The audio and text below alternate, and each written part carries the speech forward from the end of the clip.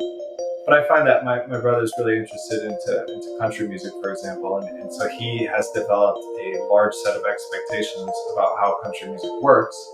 And so when an artist kind of plays with some of those expectations within that genre, presumably my brother finds that interesting. And you can do that in a lot of different genres, and whether it be EDM or bluegrass or blues.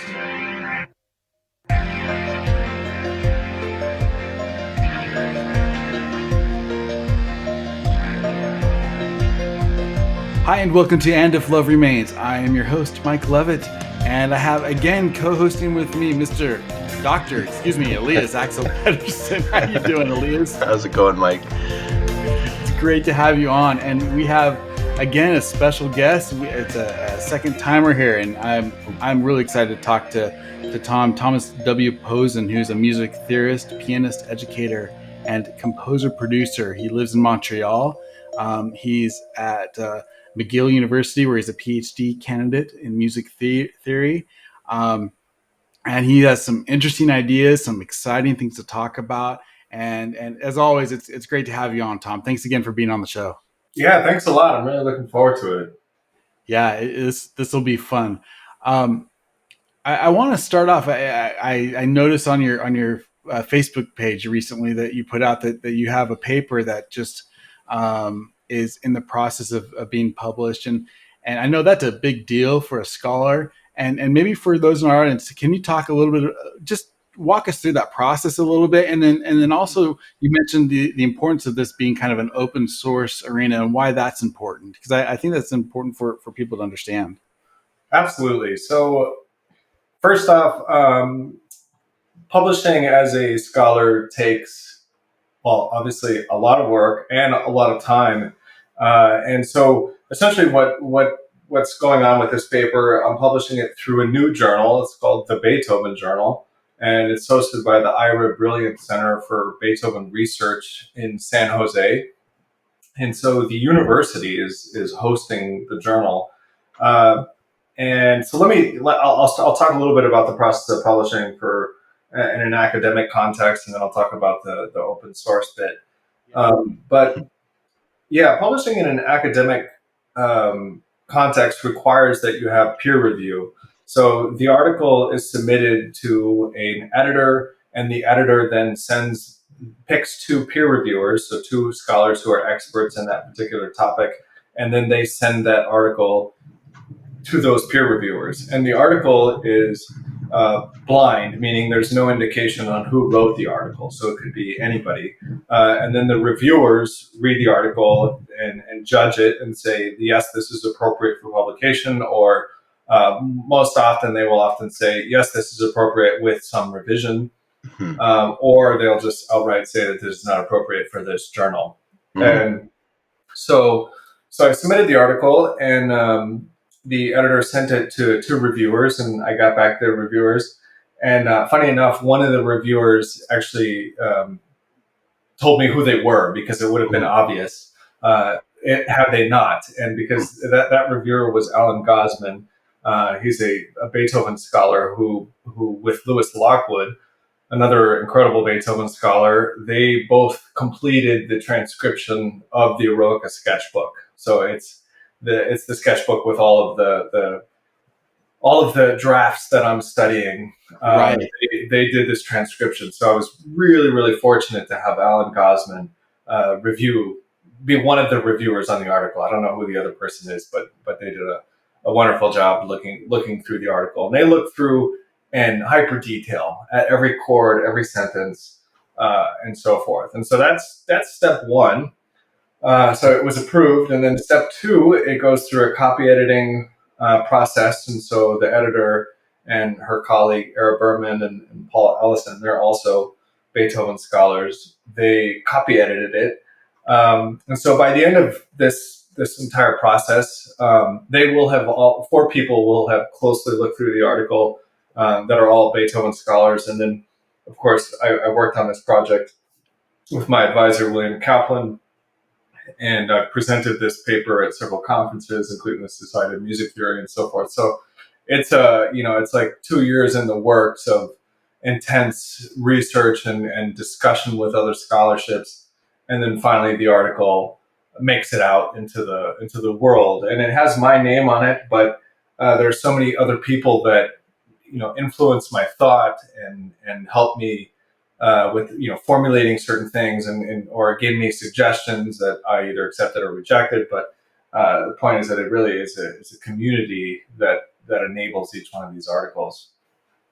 That's a great way to think about that. That even though maybe the seed was your idea, but it really it's a work for the scholarly community. It's for the Beethoven community to kind of digest and make with it. It becomes kind of part of their corpus, if you will. Exactly. Yeah. And so you enter into a dialogue. And with this particular work, it's on the Eroica Symphony, which is one of the most discussed Beethoven pieces. So there's a long history of scholarship on this topic. And I'm so fortunate and thankful that I get to be a part of this discourse on this topic. Um, and then if I could, I'll mention just the journal. So the journal it's called the Beethoven Journal, and it's launching through the American Beethoven Society. And it's a new journal. So they had a Beethoven journal, but the journal at the time was sort of split. It was like half scholarly, half, I guess, non scholarly, you would say, so without the peer review. So now it's relaunching as a peer reviewed scholarly journal. And it's the first issue. So, Oh and it's wow. looking like it's going to be an absolute great issue, and it should kickstart Beethoven research in new ways. And so, in a way, I'm hopeful that my approach to sketch studies will encourage future people to look at the sketches in new ways and to reevaluate them. That's fantastic. I think it's That's really amazing that of course, you've been raised in this, and so have I. I mean, Beethoven's been part of all of our lives, and Yeah. and it's he's from such a long time ago. Some of these pieces are a couple hundred years old, and yet, or I would think that everything's been solved, everything's been known or Mhm. is known about his pieces, and it just comes down to, at least with pianists, what's a new interpretation, or very subtle differences. And yet, in the Mhm. performance world, we do hear new things coming to the fore, and it sounds Yeah. like with what you're doing, there are new things in the academic world too, and it just boggles my mind that there's still more to find out about Beethoven. Yeah, it's really incredible, and I think I have another work that will hopefully come out pretty soon. It's on a totally different topic. It's on mode, which is also a very well studied topic. Mhm, And when you think about what has to happen for new knowledge to emerge, it starts to make sense why some of these things are just coming to the fore. So, mhm, for example, there's a lot of there was a lot of things known throughout Europe and Italy, Germany, France, and so forth. But if you were only fluent in one of those languages, you only get one snapshot of it. mhm, And so over time, we've been translating treatises and works and instruction manuals and so forth, and then it takes another scholar to take all of those translations and synthesize them, mhm, and then more scholars to look at those the synthesis that they've done and say, yeah, this is good, or maybe you forgot a little bit of this, which happens to be really important. mhm, And so I think forever we will be discovering new things about Beethoven's works, Beethoven as a person, uh, the culture in which he composed and existed, and it's super fun. It's really exciting. mhm. I mean, it's constantly new work. So it's not so much. I mean, I guess we're discovering things, but we're also becoming smarter in a sense And with the knowledge that we have. yeah, and I assume there are certain ideas that become part of the general, accepted corpus or whatever of his work, and it's really hard to overturn those ideas. And that's, I think, partly what you're doing, and that takes time, and Hmm. time and Yeah. pressure. I guess it's just, everybody's been thinking about a certain piece in a certain way for so long, and it just becomes the accepted norm. And then somebody does a sketch, and you come along and say, hey, maybe we need to think about this differently. And do you foresee maybe in 50 years or another 100 years that somebody will look at this paper and theoretically come up with a new concept Yeah, of how Beethoven thought. absolutely. Yeah, honestly, I think the best thing that can happen for a scholar is for someone to read your article and write a response to it, Hmm. uh, Right. even if it's negative, Hmm. because that is even better, because then you get to engage in a dialogue. Uh-huh. And I know certainly as a PhD student, um, I've had some very heated discussions with some colleagues, some fellow PhD students on various topics, and those have really allowed us to refine our thinking and make stronger arguments ultimately. And Hmm. I'm perfectly fine with giving up on an argument if someone convinces me otherwise. I think Hmm. that's the essence of being a scholar. Let me ask you a question about Beethoven specifically. Are his sketches in your mind unique? In other words, if we saw the sketches of Mozart or Bach or Handel or something, would we be asking the same questions, or is there something unique about Beethoven's sketches, how he worked, his workflow, to use a common term today, Hmm. Uh-huh. that makes it more, I don't know, interesting is the right word, but part of this ongoing discussion? Yeah, great question. So first off, I will have a portion in my dissertation where I discuss this question to a degree. In essence, it looks like to me, from my current research, that Mozart, Haydn, and probably many others, but I know for sure Mozart and Haydn sketched in a similar way, in the sense that they wrote long drafts called continuity sketches. There are exceptions to this, but it seems like they all kind of planned in a similar way. One of the reasons that we study Beethoven sketches and not so much, let's say, Haydn sketches is because we have a lot more sketches to look at. And Beethoven is a bit unique in that he kept so many of his sketches, even after moving so many times. And a lot of the sketches to Mozart's works are unfortunately lost, and same with Haydn. So there's just a lot less to look at. But from what I've been looking at, and I have been examining some of Haydn's sketches, there seems to be a similar process of composing where you write kind of the most important voice, if you will. And sometimes it's not always the most important, but like a leading voice. So sort of a through line.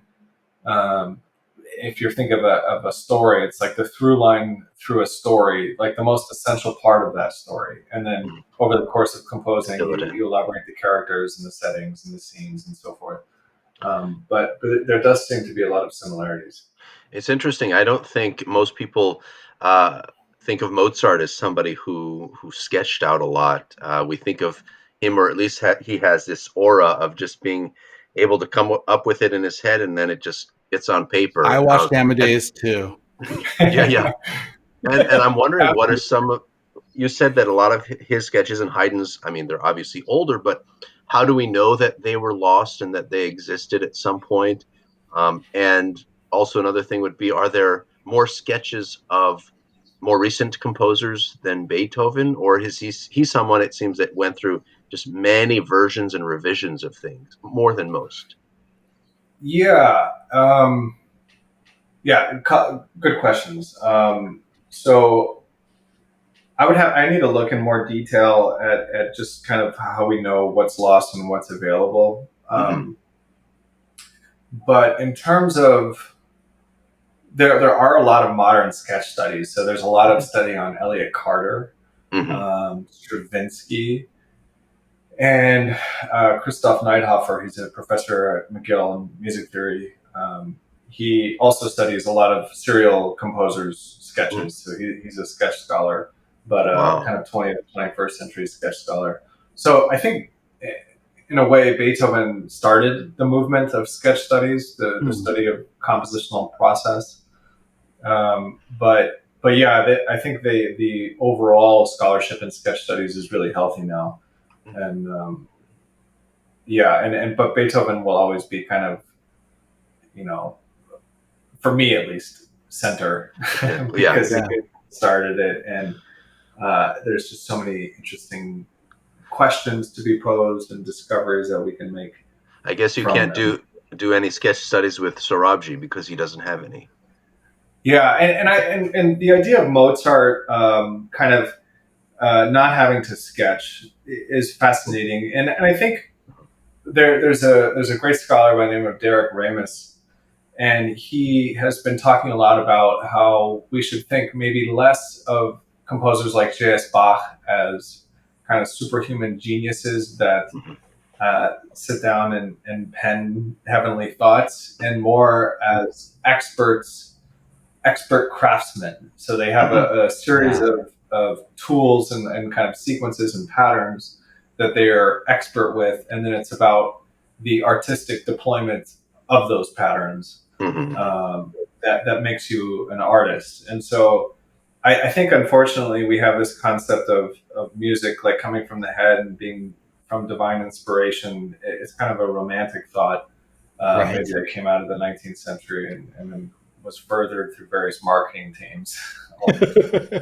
Yeah, I think that's one of the biggest. When I play, and I know you've performed recitals, and Mhm. the most misunderstood. I always think music is one of the most misunderstood fields in Yeah, all fields. I mean, even the way it's portrayed in movies. We've talked about this yeah, before. I know cops probably watch cop shows, and they're not, or lawyers watch judge type shows, and like, yeah, it's not quite like that. But I feel music. It's like, didn't you have anybody on set that plays a musical instrument? That's terrible. It's not even yeah, close to how it would be played.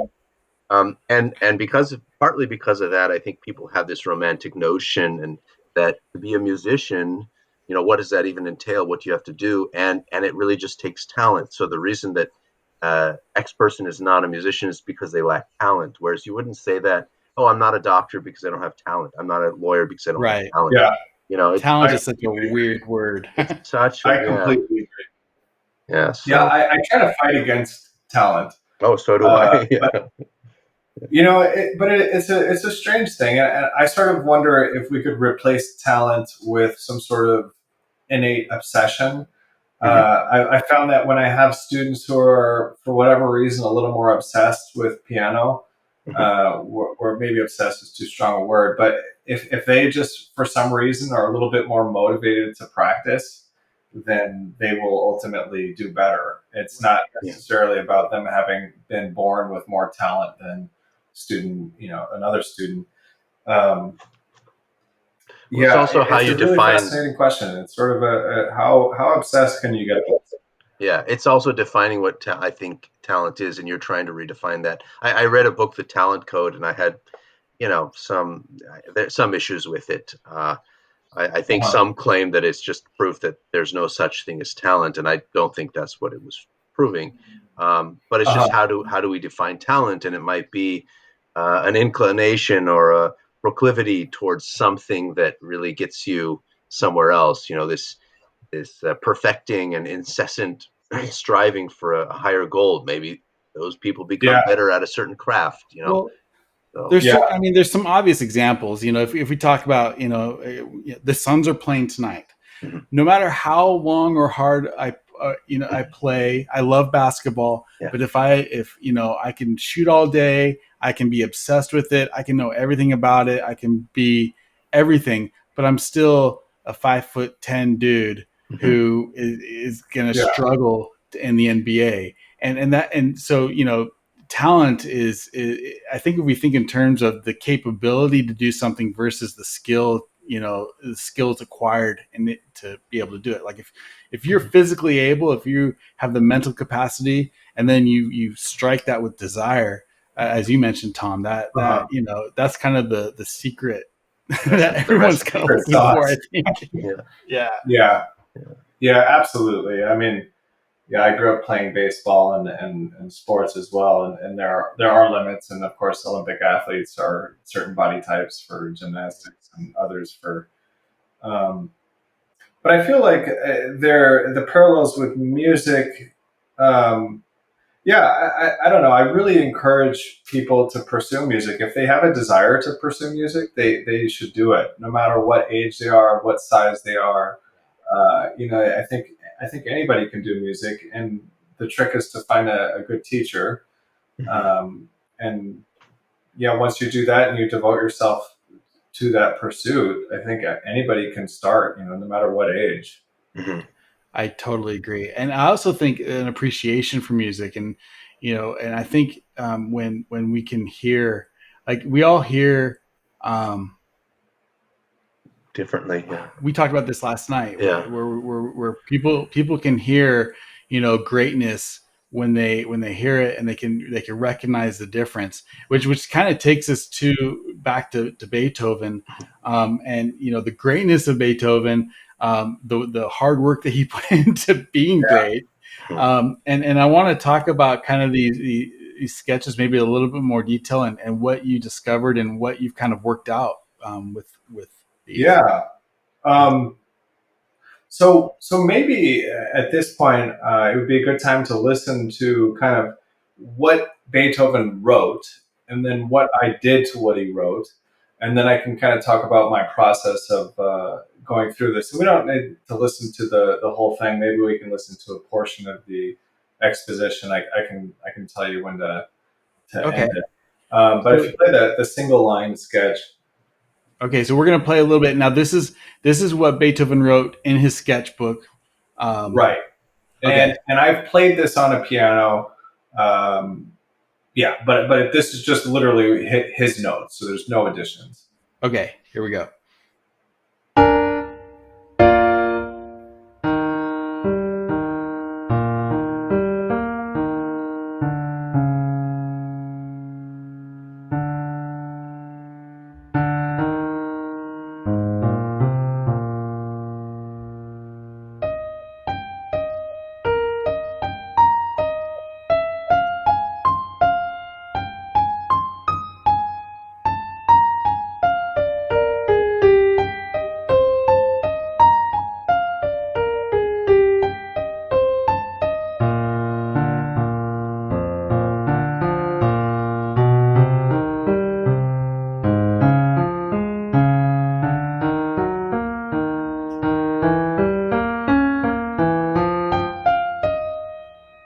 Okay, so we could probably start it right there, just to so you get an idea, and hopefully there wasn't too much feedback there. I put on a pair of I headphones. think I can edit that out, but I think there's a little bit, but Yeah. it wasn't too bad. Well, we can talk about it and then just put that actual clip in the Okay, recording. yeah.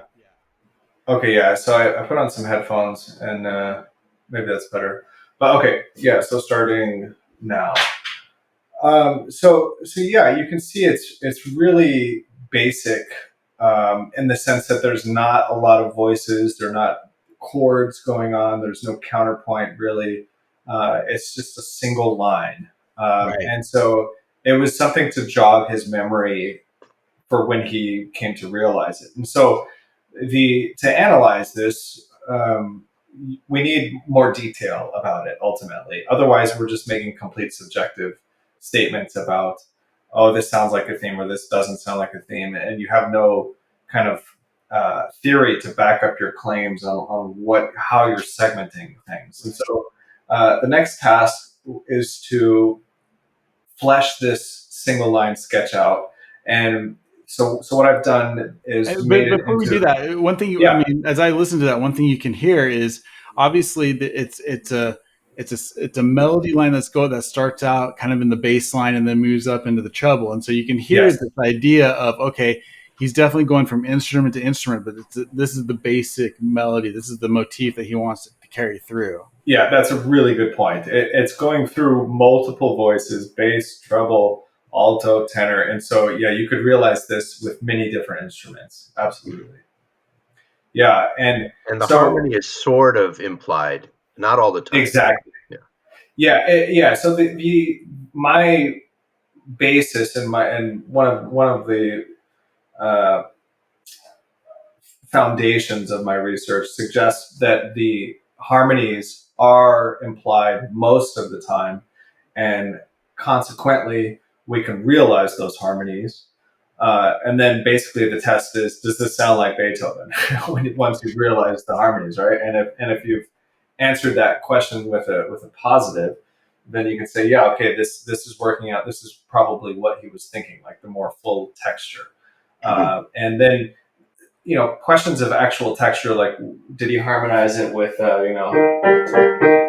no, probably not. Right, Did he do, those are more difficult questions. But my right. approach has been to basically learn from the final version of the piece and Hmm. say, you know what, he might have been thinking about that type of texture right at the beginning, and Hmm. who knows if he was. But for the sake of these realizations, whenever a part in the sketch looks like the final version, I realize it in essentially the same way, meaning I flesh it out in the same way. And so the real challenge it occurs in all these parts where they're uh, it's not exactly clear what was happening, but using some theory and knowing the context and looking at where it's going and so forth, you can make really, I think, objective statements about what he's accomplishing in various parts of the sketch.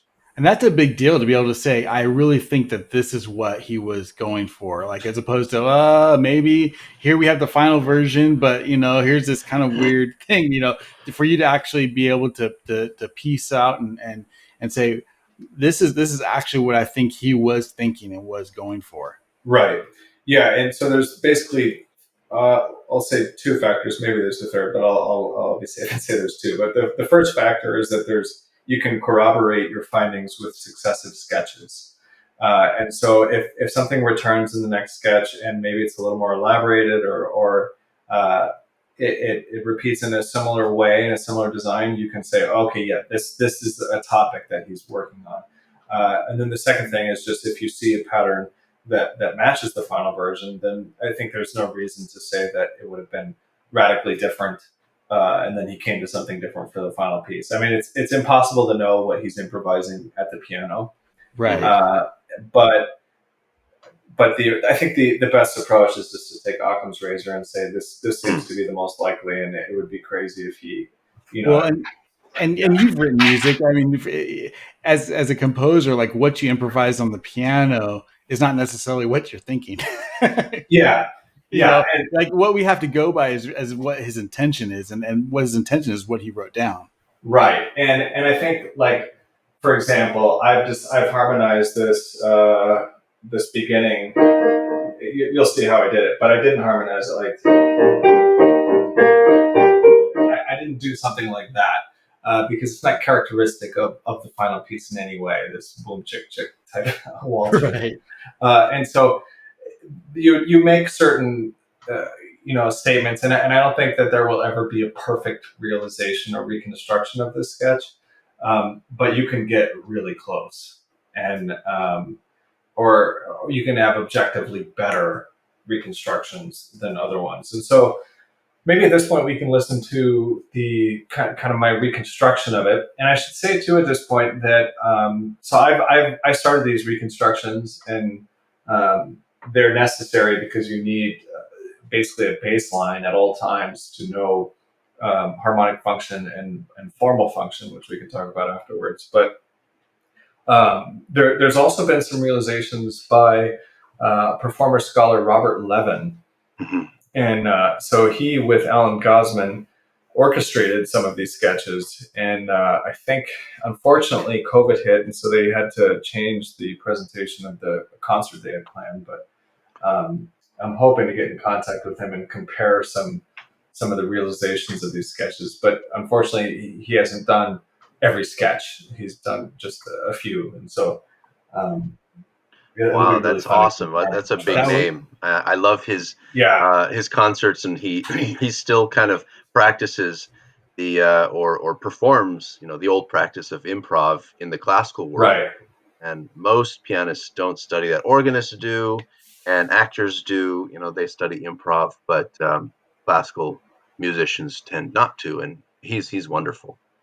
Yeah, yeah, Awesome. and he, I have a realization of the second sketch, and it's fantastic, and ours Awesome. corresponded actually very very closely, oh, Oh, that's that's so and cool. cool. so yeah, it's really really fun to compare these, and it'll be interesting to see where they differ and why they differ, and so forth. So I'm hoping to connect with him in time. through Alan Gosman. So we'll see what happens there. But for now, let's listen to that first my reconstruction of the first sketch, and Okay. it's a piano thing. So, and this is what a lot of composers do. They compose at the piano. Wagner is recorded to have done this as well. You record it, you write everything down, and then you make it at the piano, and then you orchestrate it. Mhm. So it's piano centric. And so the version I've realized is not orchestral, it's piano, but it's basically a symphonic piano reduction. That's another way to think about it. Okay. All right, here we go. Here's the reconstruction.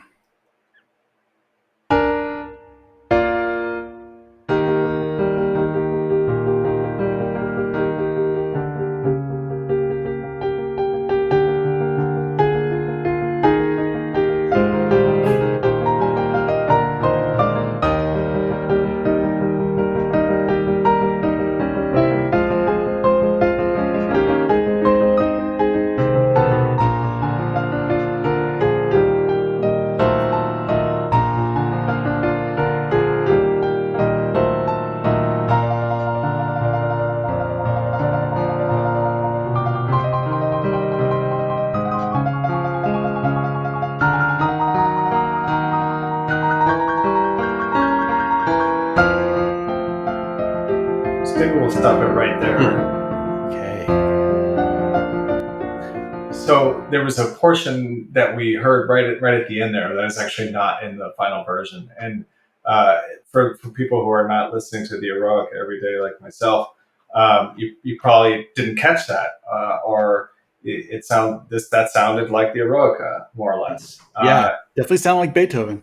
Yeah, and it sounds like Beethoven. So I think from my perspective, obviously, because I'm doing it, it proves the test. But yeah, I mean, I think once you've made that step, then it's the next question is to figure out what's going on in that sketch.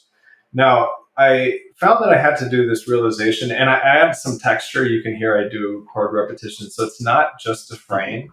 And Right. one of the reasons I did that has to do with the idea that these early sketches are not sort of deformed versions of the final. And that was, I mentioned this last time we spoke, but the idea that all of the sketches are sort of terrible and then they gradually get better. There's this sort of evolution idea with that a lot of people sort of assume. And I'm trying to combat that. I'm basically saying, no, he knows what he's doing right at the beginning. And then it's a matter of changing their order and making it maybe more interesting or longer or complex or less complex. There's so many artistic questions and approaches you can take, but the idea is to make them sound good in the very first sketch. Right. So yeah, that's step one, and then step two is to actually sit down and analyze this and say, well, how's this organized? How does that compare to the final? And so forth. And how does that, and how, in your mind, like how does that compare to the final? When you look at that compared to what is in the final version, I mean, it sounds, like I said, it sounds like Beethoven. It sounds like what it's supposed to be. But Yeah. what are the things from a theoretical standpoint that you notice that you go, wait a sec, this is what he changed, and maybe why would he change that? Yeah. So there's a compound question for you. Yeah. To answer this question, I think we're going to need a little information about the theory that I'm using to approach this work. Very good. But before that, I'll just say this, and I'll give a little kind of a payoff of learning a little bit about that for right at the beginning here. So I discovered in the process of looking at the first sketch and looking at its formal layout, its form function schematic, if you will, the formal layout matches closely the formal layout of Mozart's last piano concerto, the exposition of it. And so my thesis is that Beethoven modeled his first sketch after the formal design of Mozart's exposition to his last piano concerto. And it's quite remarkable, actually, that they are so similar, the formal layout of these two, because everyone tends to think that the Eroica is the symphony in which Beethoven broke Broke the out mold of too. previous models, and this is his unique expression, and it's not classical. And but I really do think that he modeled it after this Mozart piece, all the more so because this particular formal design is incredibly rare in the classical style. So rare that I have not found any example of this formal layout in any other piece. Wow, that's And incredible. there's no other piece known by my advisor, William Kaplan. He's analyzed a tremendous amount of this music, and he can't think of any parallels to this design. So, yeah, when you can kind of extract the formal features of it, and you can compare that with pre-existing pieces, you can make statements like that, and I think that's really exciting and That insightful. is super exciting. That So maybe Mozart is more the originator, but I also want to ask how different, like you say, the formal design is unique in the classical era. Um, is it really that different from anything else, or is it just slight tweaks here and there? Um, Yeah, so I'll get in. I think to answer that question, you really need a little bit of form function theory, and so I'll do my best not to make this overly technical because it can become technical. If you've seen my YouTube video, you can get lost in a whirlwind of terms. But I think the easiest way to understand form function theory is through the metaphor of anatomy and physiology.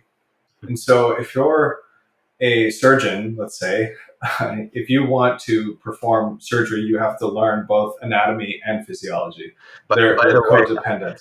by the way, I love where you're like, okay, let's talk about form function theory. Let's think about something easy like surgery. Right. Yeah, I guess that's what happens when you're in PhD land for too long.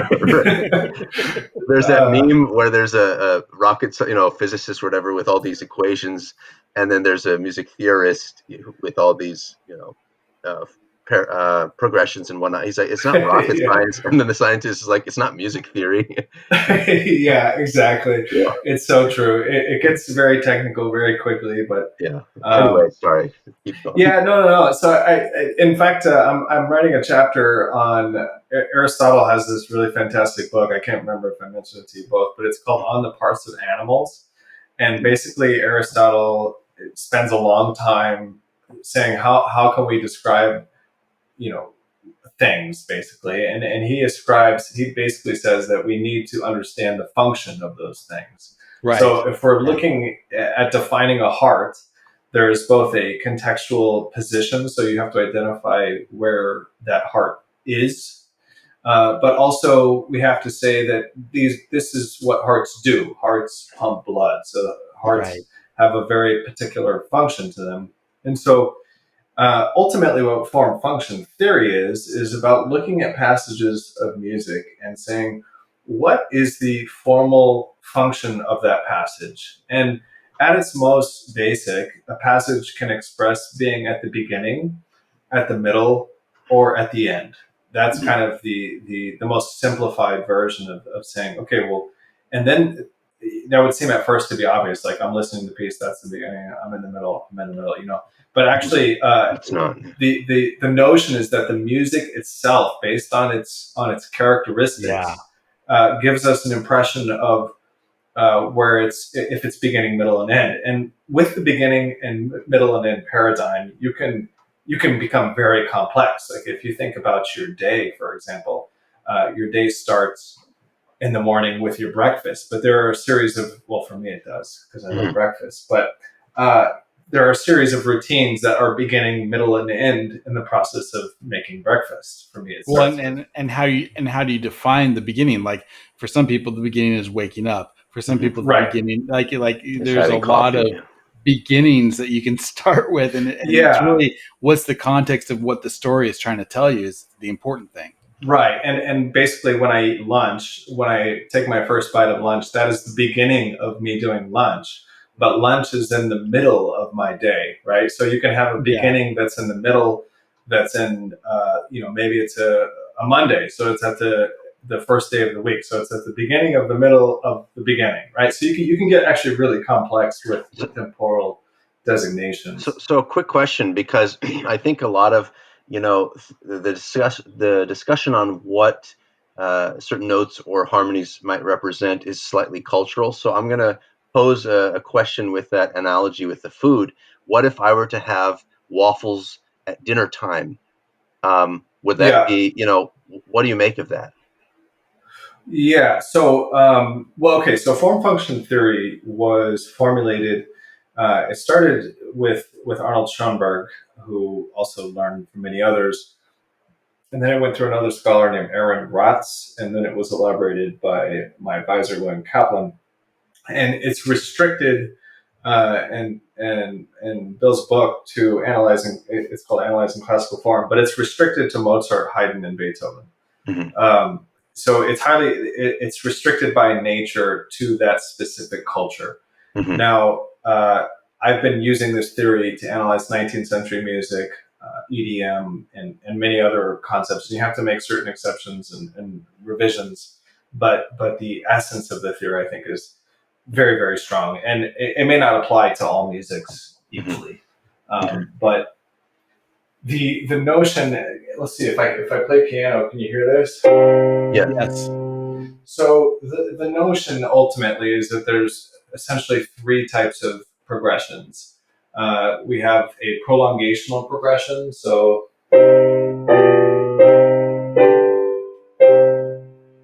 we're just sort of neighboring around the C minor tonic right there. And then there's a cadential progression. So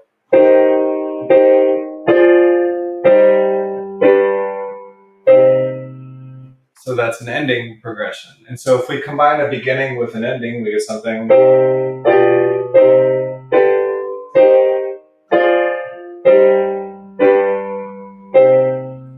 We get a beginning and an ending. And then the other one is a sequential progression, and we'll just leave that aside for now. But it's a very much, it creates the sense of being in the middle. And so basically, form function is tied very, very strongly to our notion of harmonic progressions. And so once you've identified your harmonic progressions, you can identify that the music is giving us its temporal expression of where it lies, at either the beginning, middle, and end. And as I said, those beginning and middle and ends can be more complicated and nested and so forth. And so then we create a typology, meaning words for describing a bunch of things, to label things, much like we have to label things in anatomy, right? We have to, if you want to be a heart surgeon, it's not enough to know that there's a heart, right? You have to know all of the small arteries and so forth and everything else that I have no clue about, but you have to get into more granular, fine-tooth details. And the same thing happens in form function theory, and it can get very, very granular. So once you do that, then you can start labeling all of the parts and describing how all of those parts give rise to what is in essence a musical organism. Yeah. That's a great analogy. So that's a lot of stuff to think about and take in. It's wow. Yeah. So how does that? So if we're looking at a musical form, if I'm looking at a chicken, which I'm looking at right outside, and and all of a sudden this other organism comes in that looks sort of like a chicken, maybe it's got a beak, it's got wings, but it's a different form. It's a maybe we'll call it a duck. Yeah. Is that what you're talking about with Beethoven? Like all of a sudden he has this form that is only found in one other place, which is this Mozart piano concerto that you're going. Yeah. So there's something going on here. Yeah, I can give you I can play through some of the parts, if you will, so you could see the chicken leg, which would be the something like a transition or something. I mean the metaphor, it goes pretty far, I find, but there are some differences because music is sort of moving through time, and so the notion of form is expressed over time rather than as an object that's in time and filling space. Yeah. So, but to give you an idea, so the main we would call this the main theme, and we could even break that down. We could say this is our basic idea, and then a contrasting idea, and then the cadence happens.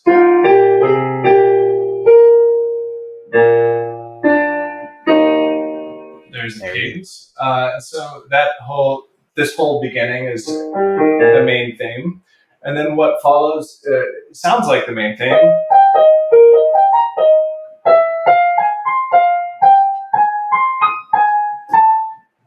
And so it uses the same material, but yeah, it uses a sequential pattern.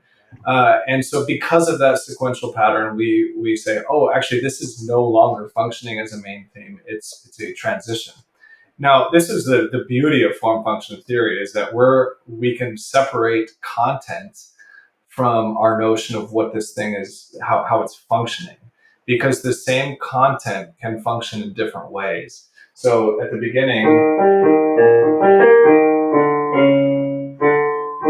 that was all prolongational. And so it's a beginning, whereas at the transition, it's the same content. As soon as that happens, it's sequential, and so it's in the middle. It's the middle. Yeah. So what happens in this piece is we have a main theme, and then we have a transition, and then we get what's called a staying on the dominant. And you'll notice that the harmony doesn't change; it's all 5.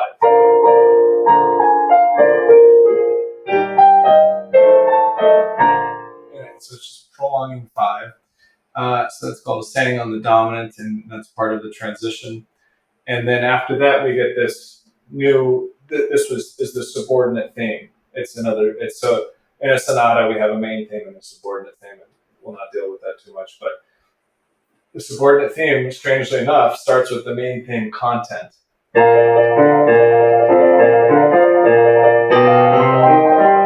Now, the fascinating thing about this is that we have a subordinate theme that has both characteristics of initiation and transition. So that is quite unusual. Wow. And then we get another staying on the dominant after that.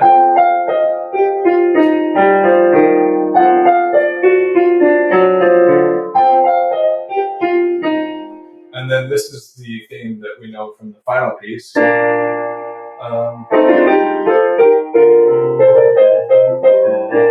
So that's yet another subordinate theme. So this is our second subordinate theme. And then finally, we get a third subordinate theme, which it brings back, again, the main theme material. So in essence, we have a subordinate theme group that is composed of 3 separate parts, and none of those parts ever bring a close. So that's amazing. Yeah. I'm wondering, a couple things are coming to mind. You're going through so much stuff. One thing is that since music is temporal, it's part of time, you almost have backwards defining aspects of it. So you said the subordinate theme or the transition part, it starts just like the main theme until we get that, half step going up, da da dum, and that kind of in retrospect then makes it a transition. Whereas if we had just heard that first part, we would think we're still just repeating the beginning. So that's kind of interesting how definitions, definition of something will change as time goes on, or how we hear it. So it's kind of subjective, but in a way objective, the way you're classifying it. And the other thing is, you said the temporal theme, you've got those 3 sections, but I felt that 1 and 3 sounded pretty similar. So what's the difference? Yes. Can't you say it's 1, 2, and 1A? Okay, let me address the first part, and that's that it's a retrospective type thing. Yeah. And so actually, there's some wonderful scholarship by a scholar named Janet Schmalfeld, and interestingly enough, she worked a lot with William Kaplan. They worked together at McGill for a number of years, and when he was formulating his theory, she had a lot of ideas about that. And so she has a book called "In the Process of Becoming," which Mm. basically examines that in a very detailed way. Okay. And so it depends on the size of your window. So like in code speak, academic speak, it would be at your phenomenological window. So basically, how wide your perception window is. And as you said, it starts with the main theme material again. So we think, and then as soon as it sequences, we say, oh, transition. And so in our head, we're able to say, oh, the start of that main theme material was actually the start of the transition, right? It seems like a reasonable statement that we can do that. But it's hard to know just how big our window of perception can be or how small it can be. But that's something that this theory deals with a lot. Well, in some ways, it sounds like Beethoven's playing like almost a magician's trick on our ears. Yes. Yeah, and it's pretty common to start the transition using material from the main theme. It's actually extremely common. It's more rare to not do that. Yeah. Now, so the interesting thing about this first sketch is that normally, like in its most prototypical form, you have a main theme transition, and then if you were making a small piece, you would have one subordinate theme. And in this piece, we have a main theme, a transition, and then a subordinate theme that has three constituent parts. And the fact that it has three parts and none of those parts close, that is extremely rare. And in the Mozart piece, it has a main theme, a transition, and then a subordinate theme with three parts, and then the last part closes. So that's the main difference. That Mozart actually closes the very last part, but in Beethoven, he keeps it open. He keeps it going. Yeah, it's more common to have a main theme transition and a two-part subordinate theme, but I haven't seen the three-part. That's what's so rare. Well, what's an example of a two-part subordinate theme? Do you have any off the top of your head? Yeah, good question. There's a number of them. Well, I'd have to pull it up. Yeah, but like, let's say, go ahead. Yeah. So in essence, the way that we can kind of think about this whole process is that initially composers expand pieces by just adding more themes. So in the first symphony, you have a main theme, a transition, and then multiple subordinate themes. And so you just kind of tack another theme on, put it on, and then the piece grows. And by the time of the third symphony, the relationship of those themes in the subordinate theme group are more complicated. They're hierarchical. They're integrated. They don't clearly close off. Sometimes they use similar material, and so it becomes a much more complicated subordinate theme group than just a string of connected themes. Yeah, more organically thought out, I feel. Right. Exactly. Now, yeah, so that's the first sketch. Now the second sketch is also incredibly fascinating because he stages the impression that the piece is starting over, and then because there's this really special moment in this eroica where it dips down to the C sharp. Everyone talks about this. And this is such a strange moment because C sharp is not in the key, right? So we have this, and we could do this. We could do that. That's actually what listeners thought would happen when they first heard it. We have some recordings of critics at the time that said, there's this amazing move at the beginning where you think he's going to go to a different key, but he doesn't. And so that C sharp, that dip down is a really, really special moment. And basically Beethoven creates the impression of the piece repeating. And then instead of that moment, he does this. I'll show you.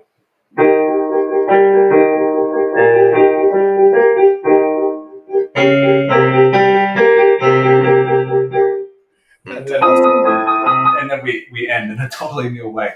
And so he actually reinterprets the C sharp as a D flat, which he does in the final piece, but in a different place. But it's incredible what he does in the second sketch to kind of fake the listener out. And that is brilliant. And then I think I want to break down one part of what you said for our listeners. One thing, because you said it was a C sharp and then he reinterprets it as a D flat. And Oh yeah, thanks. that's and for our listeners, that's called an enharmonic note. In other words, it's the same note. Right. It's similar to I was explaining the concept of double sharps to my student the other day, and Yeah. and he said, well, why isn't that just a G? And I said, well, it's fine if it's just a G when you're just hearing it, but the difference is when you write the thing down, it's like the different there's in there. If you write down the wrong there, it's spelled incorrectly and it doesn't say what you're trying to say. Yeah. And so the fact that he's able to reinterpret that note as a different note, which completely changes the texture, it changes what he's actually saying in the piece. Exactly. Yeah. Another way to think about it is that a C sharp, the sharp makes it want to go up, whereas the flat implies that it's going to go down.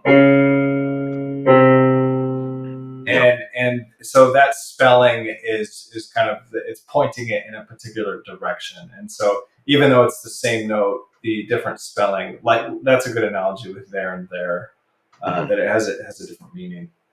Yeah. And that kind of overlooks or assumes, that the A440, wasn't. It was sort of established almost. We're not talking about the difference between a C sharp and a D flat. Really, we're not going that far back. They're essentially the same on the piano. So, yeah. Yeah, exactly. And if you wanted to, as a violinist or whatever, you could lean into it a little bit and make it a little sharper or a little flatter and so forth. But at this point, enharmonic equivalence is established. Yeah. Now, it might be interesting. I could narrate sort of my anatomy or parsing of the second sketch. If that sounds like an interesting idea. Yeah. And then, so I'll speak over it, and hopefully that'll. So, do you want me to play this here? Yeah. So let me pull up here. This will be the CS 1-2. And so the amazing thing too about this is that all of this stuff that we're listening to today, there's 3 versions of it, and it occupies just 2 pages in the sketchbooks. And I've written some 20,000 words on these 2 pages, and the entire Roca sketches occupy, I think, something like 80 pages. Oh my God, 80 plus pages. So I won't be writing about all 80 pages in the detail that I'm doing now, of course, but it's just a tremendous amount of information. Is Beethoven a bottomless pit? And I mean that in the best sense, like a bottomless well. Like there's you can't get to the bottom of him. I mean, I think when I was talking about obsession, he was pretty obsessed with music, to put it simply. There you go. Yeah. Let's see here. Let me know when you're ready. Okay, so we might have to. I forgot that the second sketch I started right at the at a continuation of this. So I started actually right in the middle because it's a revision of the first sketch. So we could let's start the CS 1-1, and then I'll tell you when to stop. This will be fun because we'll get to hear a little portion of the first sketch, and then you can hear immediately where the revision happens. And then I'll show you where the big fake out happens. All right, here's so the first one. Okay. I think. Yeah, so see 1-1. So I can't hear it. Oh, there we go. Okay, so here we have our main theme. Oh, it's gone. Oh, let's try it one more time. Good. So our main theme is happening right now. And then here's the famous C sharp. Are we going to modulate? No. Step out of it. And we cadence, right? Perfect authentic cadence. So now we're transitioning.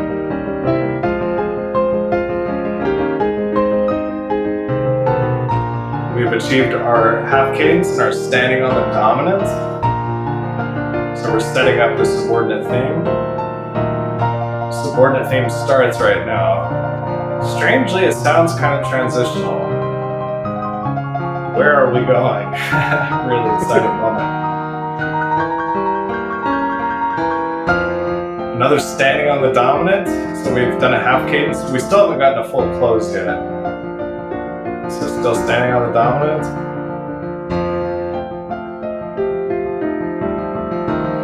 Subordinate theme part 2 repeats. Now here's the continuation. So we're in the middle.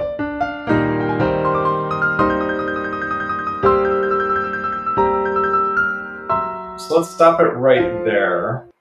Okay. So this part that we just heard, that's called the continuation, and that's the middle section of the second subordinate theme. So the second subordinate theme, just to remind everybody, is this. And then this is the middle part of that. Now, so for the second sketch, Beethoven revised it right at that middle part, the continuation of this. So we're going to hear a new version of that. It's going to be a much more aggressive version of that. And then I'll walk us through that portion. So now if you want to start, here we go. 1-2. 1-2. So it's the subordinate theme. New continuation.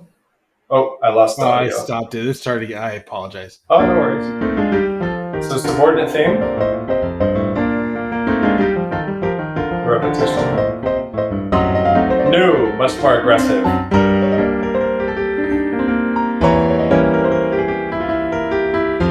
Okay, we're moving towards our final cadence. We've been looking for this. Oh, it doesn't happen. Right? So he evades it, and we say, what's going on? Okay, we're going back to the tonic. Okay, we're going back to the exposition repeat. Okay, we're back at the beginning. Oh, we're not at the beginning. Right? We just got juked twice.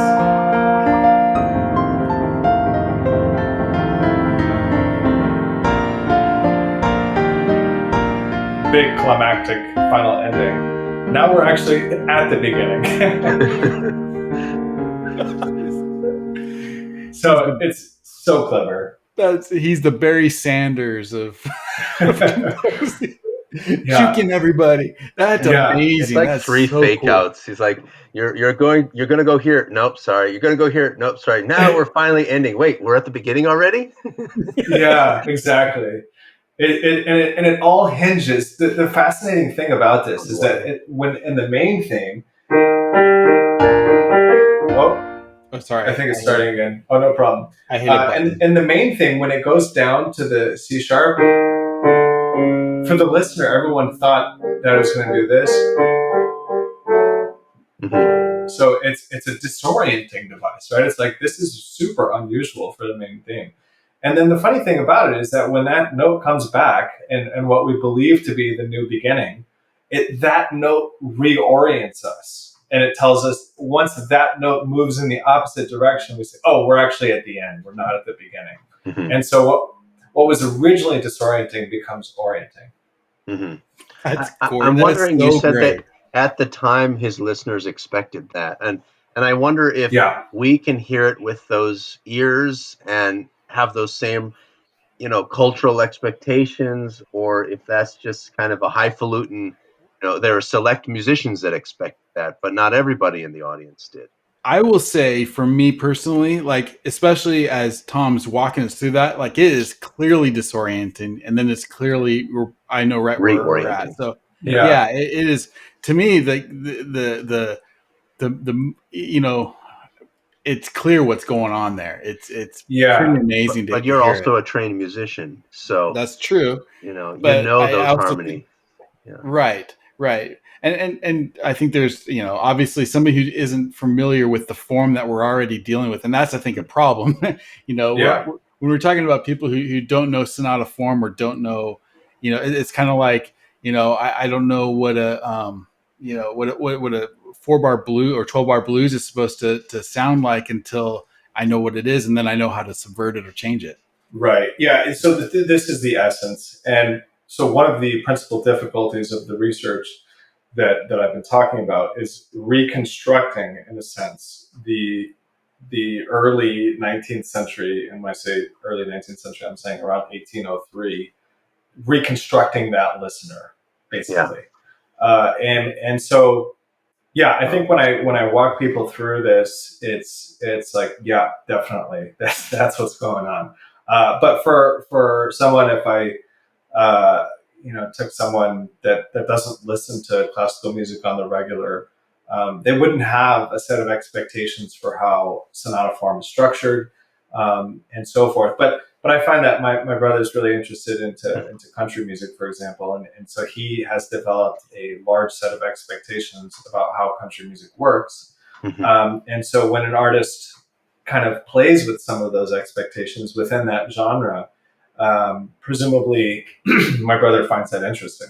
Mm. And you can do that in a lot of different genres, and whether it be EDM or Mhm. bluegrass or blues, and like you said, it's about messing with the turnaround, or Yeah. maybe putting in a little inflection. And so there are always kind of, there's a structure that you're playing with. Mhm. And I wonder too, I mean, that's what artists do. They play with what's already there, established, and try to mess around and fool around and change your expectations.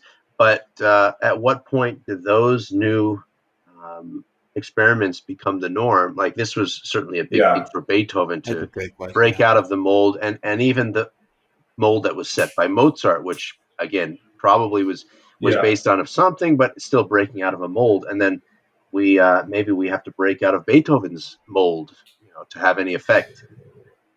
Yeah, it's sort of I think maybe there's a lot of things going on there. But when you think about 19th century music, like Mahler, for example, Gustav Mahler, I think there's audiences that would struggle in listening to Mahler. Uh, and Mahler, and struggle in the sense that it would say, yeah, like this sounds pretty good, but I don't, like, it's hard for me to follow. Like, I don't know Hmm. where it's going. Hmm. And part of that is because he's building off of expectations that came out late in the classical era, so Hmm. early 19th century. And then he's tweaking on top of those. And then, he'll give you a massive chord and then takes you to a dominant, and then that you expect a tonic, and then he goes somewhere else and then just leaves it. And so Hmm. if you have the expectation of, oh yeah, there's a tonic dominant, therefore I'm expecting a tonic, like, you have to have that base expectation. Otherwise, you're not going to get that. He set all that up, but just never gave you the final harmony. Like, he Right. just never resolves it, right? And so once you realize that, it's like, oh my god, he just did that. It's such a fantastic moment. But I think for a person who's unaware, uh, it may not be as appealing. I'm not sure. Right. And I wonder if people might not know the terminology or be aware of any of that and still might be affected greatly by it. That's Um, true. Yeah, that'd be interesting. absolutely. There might. I think a listener that is maybe not familiar with the terminology and all this stuff would still be surprised at the end Hmm. with this kind of main theme content entering so late like that. Hmm. All the more so because it actually enters in the same register and actually in the same key. It enters in E flat major. Yeah, it's so cool. I mean, I think music is in some ways cyclical, but also in some ways continually building and changing. And I don't know if it ever comes full circle in some Yeah, ways. So yeah. yeah, A I had lot a of good student. questions there. I had a student that used to. I mean, he listened to so much stuff, maybe even more than I listened to, and that's saying a lot. But and so many different genres. But he didn't have a um, a preconceived notion of a lot of things. So I'd say, well, we're just playing this simpler piece, and you're getting a 5-1. And he's like, well, why would you go to one? Do you have to? And I was like, well, I mean, we did down to the basic, the kernels of things, kind of. But let's experiment with some other things. And I'd go to a random chord, and he's like, well, could work, and maybe there are some physics explanations and some cultural explanations. And I would argue that there are some things that work better than others, but that's it. Right. It's hard, and I think you really need to study that stuff. So you're kind of taking it to the Yeah. nth degree, but yeah. Right. Yeah. I think so. To look at that question a little bit, there's humans have a restricted physiology. And so the perception of dissonance is something that's, well, we can separate dissonance as a cultural phenomenon and discordance as a physiological phenomenon. Yeah, I like that. And dissonance, just like this right here, acoustically has beating because all of you're getting two notes whose overtone series closely overlap. Whereas this is the same two notes. It still has a discordant sound, but there's less overtones that are overlapping because it's in the highest register, and or less overtones that our human ears can perceive. Yeah, exactly. Mathematically, infinity is infinity. So correct. So one sounds ominous, and the other one sounds playful. Right. Yeah. And so, but they're the same two notes, and culturally, we would define those as being the same dissonance.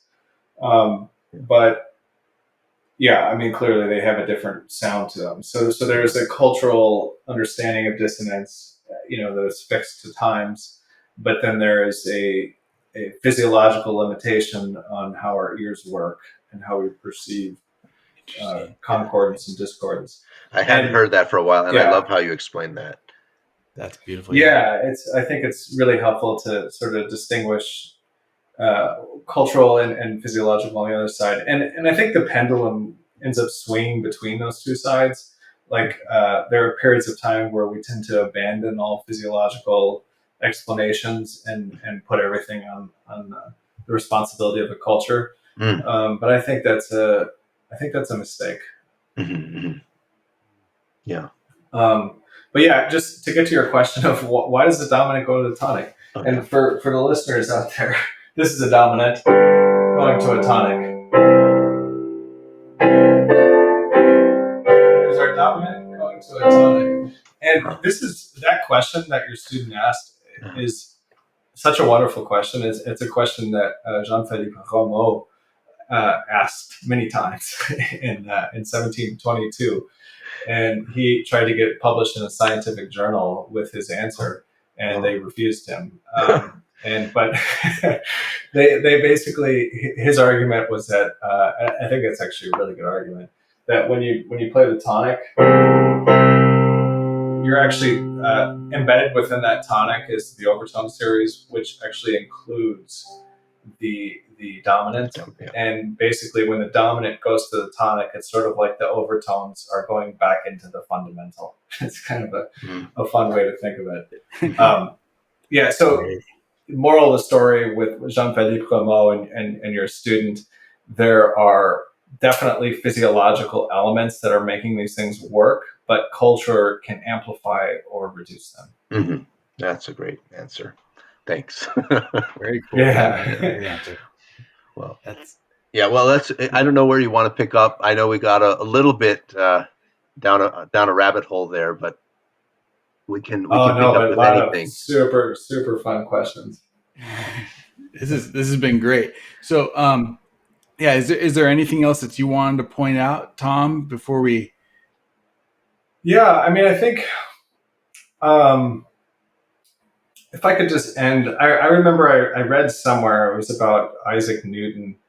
I have a lot of physics references and overtone series because I studied physics, but so that's why. But someone was saying something along the fact of, "Dear Isaac, stop telling me about how the rainbow works. You're ruining it."